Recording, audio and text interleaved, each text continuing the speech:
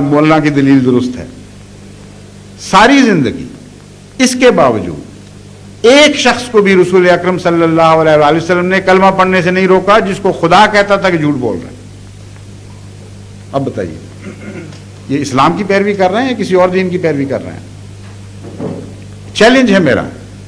ساری زندگی حضرت اقدس محمد مصطفیٰ صلی اللہ علیہ وآلہ وسلم کی 23 سالہ زندگی نبوت میں ایک شخص کو بھی کلمے سے روکا ہو یا کسی کو کلمے سے روکنے دیا ہو، اور خدا گواہی دے رہا ہے کہ جھوٹ بول رہے ہیں، کلمہ نہیں پڑھ رہے، اندر سے کچھ اور کہہ رہے ہیں، بکواس کرتے ہوں گے دل کے اندر، لیکن پھر بھی یہ حکم.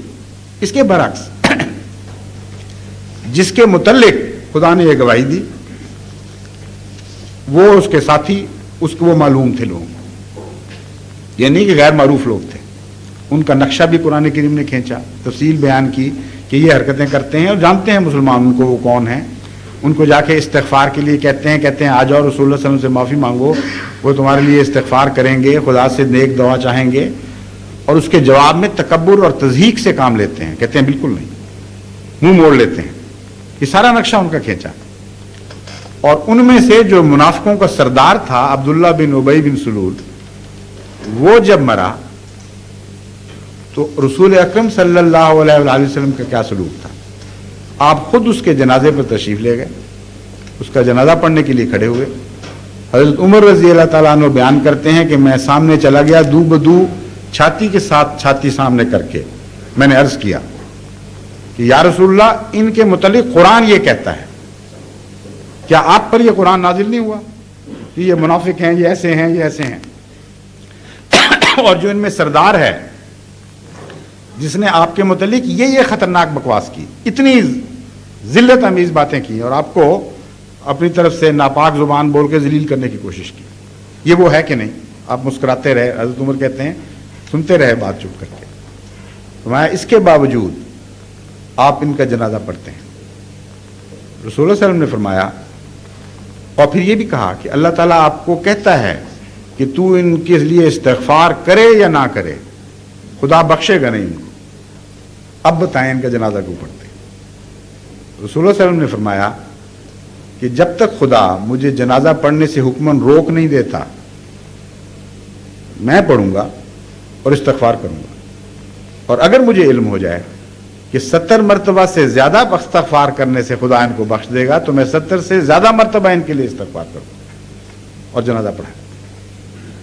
حضرت عمر رضی اللہ تعالیٰ عنہ فرماتے ہیں کہ ساری عمر میں شرمندہ رہا، یعنی اس بات کا اظہار کہ مجھے سوچی کیا، غلام اللہ کا رسول اللہ صلی اللہ علیہ وسلم پر نازل ہوا، وہ بہتر سمجھتے ہیں، اور میں اٹھ کے آپ کو قرآن کے معنی بتا رہا تھا کہ یہ معنی ہے، یہ معنی ہے. لیکن جو بات نعوذ باللہ رسول اللہ صلی اللہ علیہ وسلم کو پتہ نہیں تھی، جو بعد میں حضرت عمر کو سمجھ آ گئی، آج ان مولویوں کو سمجھ نہیں آ رہی. جو کہتے ہیں جو رسول اللہ صلی اللہ علیہ وسلم کو پتہ نہیں تھی وہ ہمیں پتہ ہے، یہ مطلب ہے قرآن کا. اور جو حضرت عمر کو سمجھ آ گئی وہ ہمیں سمجھ نہیں آ رہی. اگر تقویٰ سے کام لینا ہے تو یہ دو ٹوک باتیں ہیں، اپنے نفس پہ غور کر کے دیکھیں. کوئی شائبہ بھی سچائی کا ہے اس بات میں کہ کوئی کلمہ پڑھے اور اس کو روکا جائے؟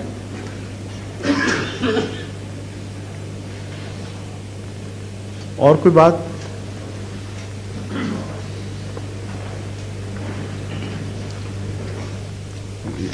دو تین سوال ہیں اگر اجازت ہو. ہاں میں تو آیا اسی لیے ہوں، بیٹھا ہوں آپ کی خدمت پہ، جتنے سوال چاہیں کریں. دوسرا سوال ایک ہمارے غیر احمدی دوست کا یہ ہے جی کہ بحیثیت ایز احمدی میں تو جانتا ہوں اور ہمارے کئی دوست جانتے ہیں کہ کیا یہ درست ہے کہ احمدی جو ہیں حضرت مرزا صاحب کو رسول پاک صلی اللہ علیہ وسلم سے زیادہ درجہ دیتے ہیں؟ انا للہ و انا الیہ. اس کا جواب سوائے اس کہ یہی ایسی باتیں اس میں لکھی ہوئی ہیں، اس رسالے میں یہ بھی لکھا ہوا ہے. جی نہایت ناپاک الزام ہے، وہم و گمان میں بھی کسی احمدی کے نہیں. افضل چھوڑ کے حضرت مرزا صاحب تو ساری عمر غلامی کا دعویٰ کرتے رہے، رسول اکرم صلی اللہ علیہ وسلم کے عشق کے گیت گاتے رہے، یہ کہتے رہے سب ہم نے اس سے پایا، شاہد ہے تو خدایا، یہ کہتے رہے وہ ہے میں چیز کیا ہوں، بس فیصلہ یہی ہے. یہ کہتے رہے کہ میرا ایمان یہ ہے کہ اگر کسی کے کوئی حمالہ کے برابر بھی نیک اعمال ہو اور وہ حضرت صلی اللہ علیہ وآلہ وسلم کا دشمن ہو یا آپ کی مخالفت کرتا ہو تو خدا ان اعمال کو جہنم میں پھینک دے گا، اس کی کوئی بھی پرواہ نہیں کرے گا۔ یہ ساری عبارتیں یہ لوگ پڑھتے ہیں اور جان کے چھپا لیتے ہیں مسلمان عوام سے، اور وہی فتنہ کرتے ہیں، کوئی چھوٹا سا ٹکڑا نکالا، اس کے غلط معنی پہنائے اور وہ پیش کر دیے۔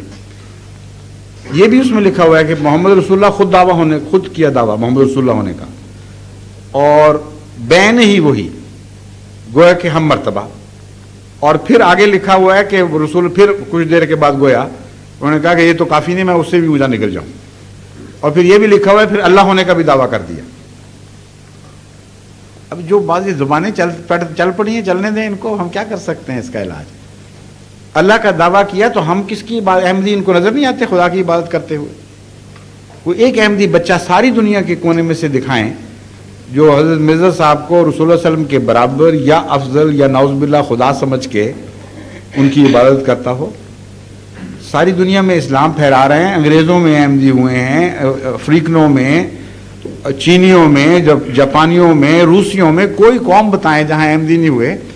ان کوئی پوچھے تو صحیح جا کے کسی سے کہ جناب آپ کو کیا انہوں نے پٹی پڑھائی تھی، کیا ایمان ہے؟ کروڑ احمدی گواہ ہے کہ یہ جھوٹ بول رہے ہیں، ہمارا ایمان وہی ہے جو آن حضرت صلی اللہ علیہ وآلہ وسلم کا ایمان تھا، جو اس کی تعلیم آپ نے دی اس ایمان کی، وہ ہم نے سیکھی آپ سے، اور ایک شوشہ بھی فرق نہیں۔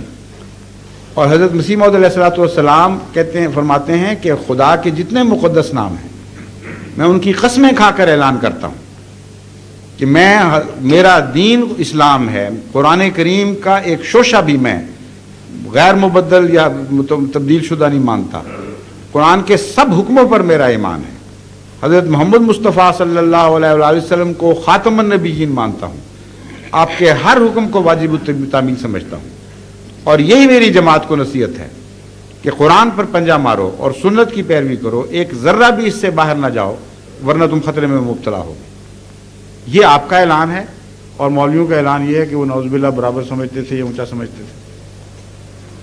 اس قسم کے علماء سے پوچھنا چاہیے کہ جس طرح تم استنباط کرتے ہو، یہ کہہ دیا میں رسول اللہ صلی اللہ علیہ وسلم میں محمد ہوں، اس کا اگر اس پر اعتراض وارد ہوتا ہے بجائے پوچھنے کے کہ کیا مطلب ہے، کن معنوں میں کہا گیا، بجائے آگے پیچھے پڑھنے کے کہ کیا ذکر تھا، کس طرح یہ مضمون باندھا گیا، اگر اس طرح اعتراض کرتے ہو تو پھر تمہارے جیسے ہی تھے جنہوں نے منصور کو سولی پہ چڑھایا، اس نے بھی تو انا الحق کہا تھا،